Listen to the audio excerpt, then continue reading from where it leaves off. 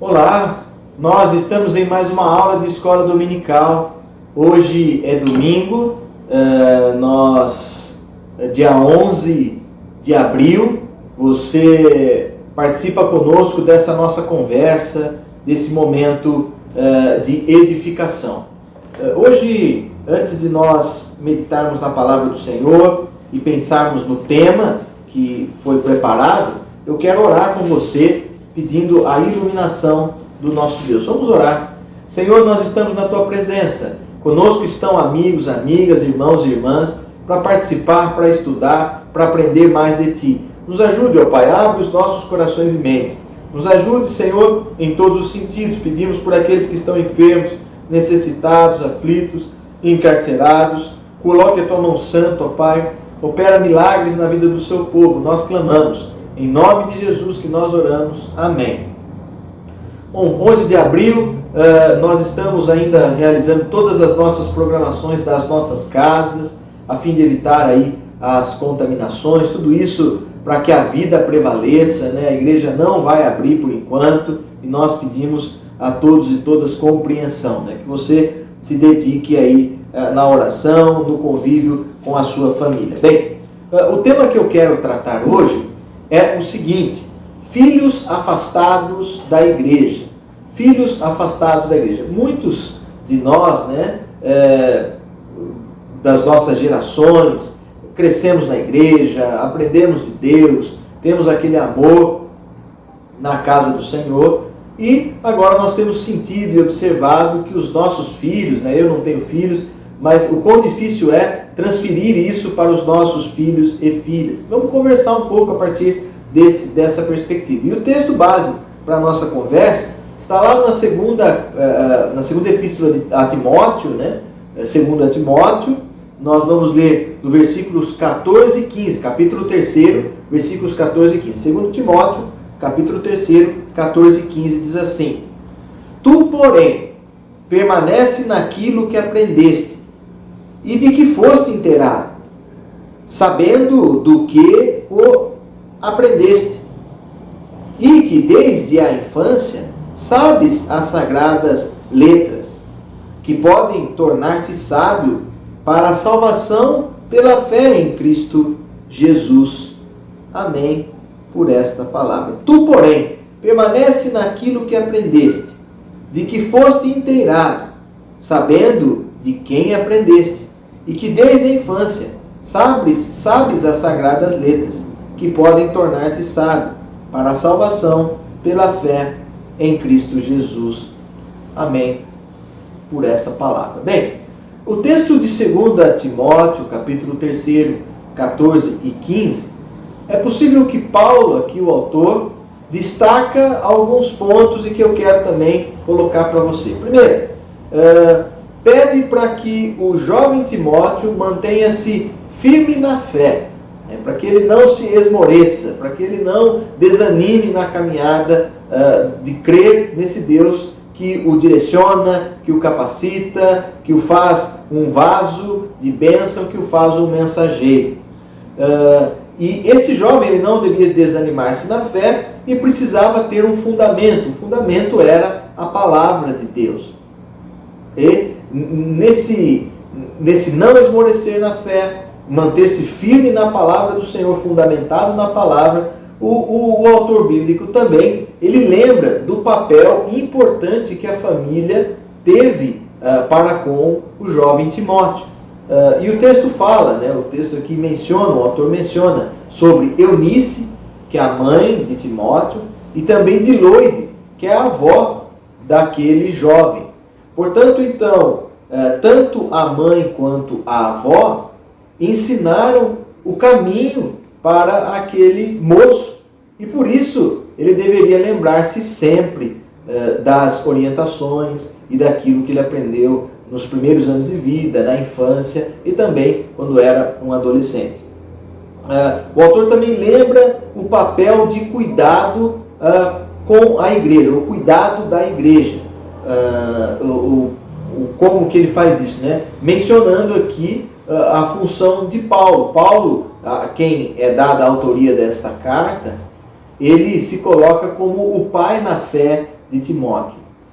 Então aqui, né, a família tem um papel fundamental e a igreja cuidar, né, sempre um líder, uma líder ali tutoriando, mentoreando os jovens nesse sentido. E agora nós vamos então analisar o problema que nós vivemos, né? Estima-se que atualmente existam cerca de 30 a 40 milhões de pessoas que são ex-membros de igrejas no Brasil, ou seja, foram membros por algum dia e por um problema qualquer deixaram de ser. Vale lembrar que esses dados eles foram retirados do censo de 2010 e nessa época o Brasil tinha 27,2 milhões de evangélicos. Logo, o número de pessoas que saíram da igreja é maior do que aqueles que ficaram. Está aí, né? As pessoas saíram das nossas igrejas, os nossos filhos, as novas gerações não estão mais nos bancos das nossas igrejas, né? E aqui é o desafio em pensar, né? Hoje que a igreja está fechada, é certo também que esses jovens não estão acompanhando os textos que nós compartilhamos pelas redes sociais, as orações que nós partilhamos como igreja, ou seja, perderam esse vínculo, né? Esse elo de pertencimento foi se deteriorando e as pessoas hoje já não se sentem mais corpo. A pergunta para a nossa reflexão: por que os nossos filhos e nossas filhas estão saindo das nossas igrejas? Por que nós não alcançamos mais as novas gerações? E o que nós devemos fazer para evitarmos essa evasão dos mais jovens, né, das nossas igrejas que estão deixando as nossas comunidades? O que nós devemos fazer? E é nesse sentido que nós vamos tentar conversar nos próximos pontos. O primeiro ponto, né, a igreja. O Salmo 100 ele diz para nós, né, um pouco dessa caminhada como igreja. Talvez as nossas celebrações não estejam mais atraindo os nossos jovens.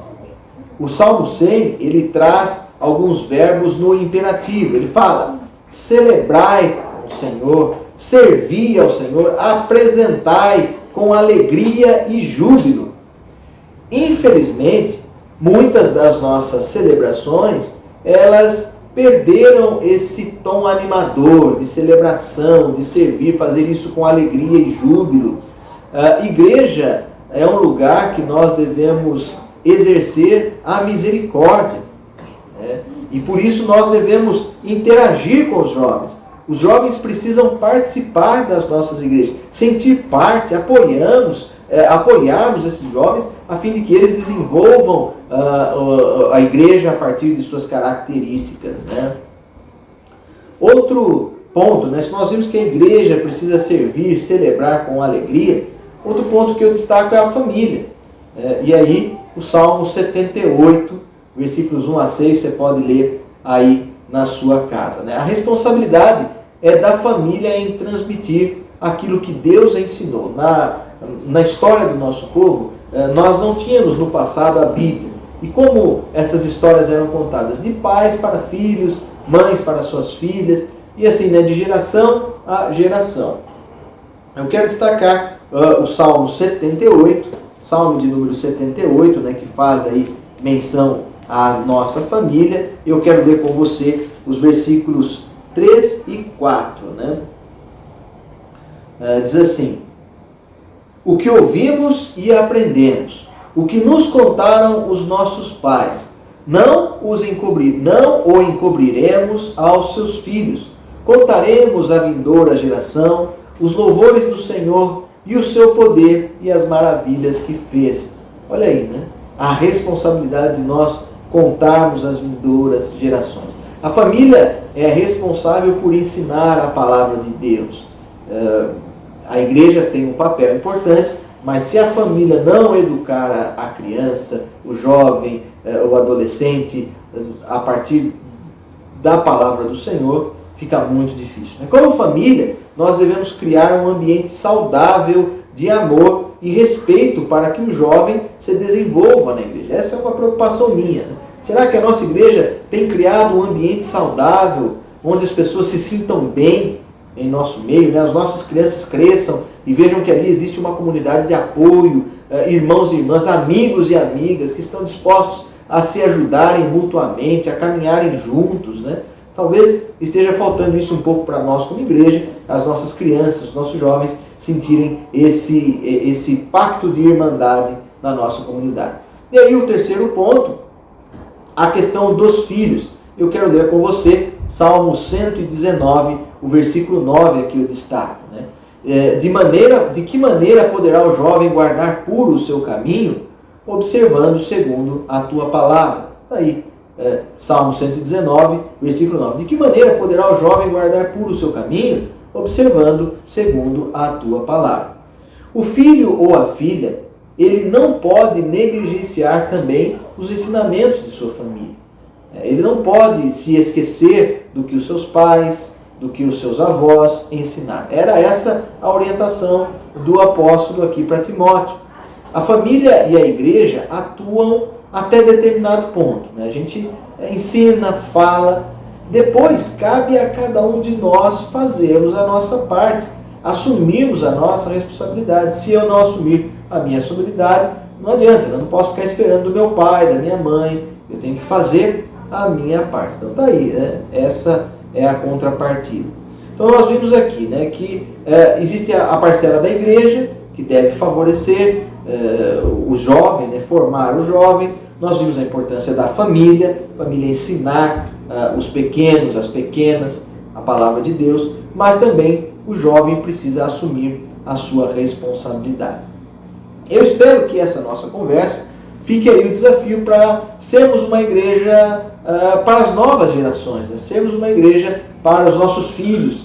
Eu sempre pergunto, a igreja que você lidera, a igreja que você trabalha, não só eu como pastor, você é presbítero, você que é líder de louvor, você que é diaconisa ou diácono, enfim, você que é liderança na igreja. A igreja que você está trabalhando e construindo é a igreja para os seus filhos? Será que eles se sentem bem nesse ambiente? Então vale pensarmos. E para concluir a nossa conversa, para nós finalizarmos, as nossas famílias e a igreja, elas têm um compromisso para com os jovens. Nós não podemos nos esquecer. A igreja deve ser trabalhada para as novas gerações. A gente tem que renovar as nossas atuações. Devemos ensiná-los, né, os mais novos, aí, a cuidar da igreja e também a ensiná-los o que é amor pela causa, né? E também o respeito para com a palavra de Deus, entender que a palavra de Deus é quem traz sabedoria. O jovem ou a jovem, eles precisam ser mais ouvidos nas nossas comunidades. A gente precisa contar com a participação deles, que exista um envolvimento saudável, que a gente faça as ponderações, né? Que a gente faça aquelas adequações. Né? Olha, tá bom, não dá para fazer tudo que o jovem quer, mas também eu não posso também segurar tudo da minha forma. Né? Precisamos aí desse diálogo. É preciso também que as novas gerações assumam a sua responsabilidade. A gente também fala de nós nos abrirmos a eles, mas eles também precisam abrir-se e assumir a sua responsabilidade. Ninguém pode mudar ou fazer escolhas para outra pessoa. Eu não posso escolher para o meu irmão ou para a minha irmã. A única pessoa que você consegue mudar é você mesmo. Então, fica aqui o desafio com essa conclusão. Né? Talvez eu aqui, que já me considero um pouco mais experiente, já não sou tão jovem assim, o meu desafio é ouvir esses jovens, mudar a minha característica. Não adianta eu falar, os jovens não querem saber de nada. Eu preciso me aproximar, me achegar a eles, tentar entender o que eles pensam como igreja e fazer do nosso ambiente um ambiente acolhedor. E aí cada um assume a sua responsabilidade, né, e vê naquilo que nós podemos melhorar como igreja. Bem, essa é a conversa que eu tive com você hoje. A paz do Senhor, que Deus abençoe a sua vida, que você seja enriquecido e enriquecida pela palavra do Senhor. Deus abençoe, até o próximo encontro.